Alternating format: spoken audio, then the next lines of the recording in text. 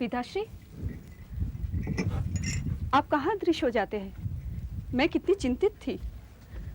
और आपका रोगी भी अभी तक स्वस्थ नहीं हुआ है।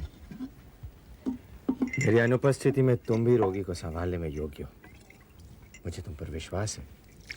इसीलिए रोगी की शोचनीय स्थिति होने पर भी मैं चला गया था। पर आपने बताया नहीं कि आप गए कहाँ थे। कौन था वो पुरुष जो यहाँ आया था?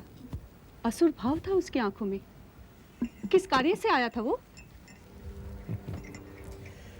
दृश्या, वो सम्राट अशोक का अनुज है, वित्ताशोक।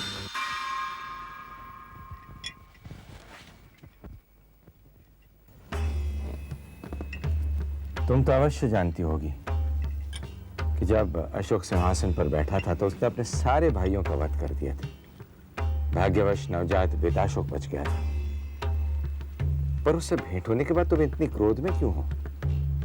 स्त्रियों के पास छठी ग्रंथि और भीतरी चक्षु होती है, जिसे उसे पुरुष के चेहरे के भाव का ज्ञात पड़ता है।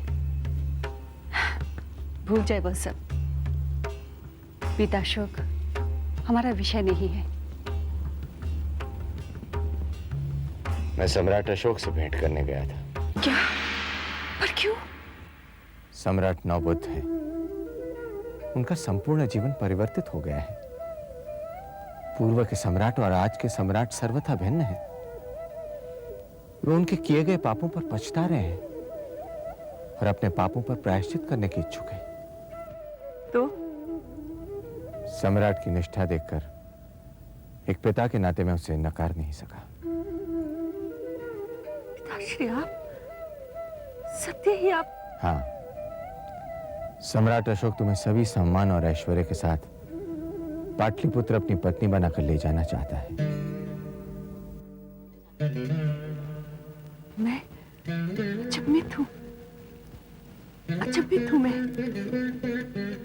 आपने स्वीकार कर लिया। ये आपने क्या किया? पर तुम उसका विरोध क्यों कर रही हो? क्या इस विषय में इतने वर्षों तक आपने मुझसे पूछा? क्या सम्राट अशोक मेरे विगत 30 वर्ष मुझे लौटा सकेंगे?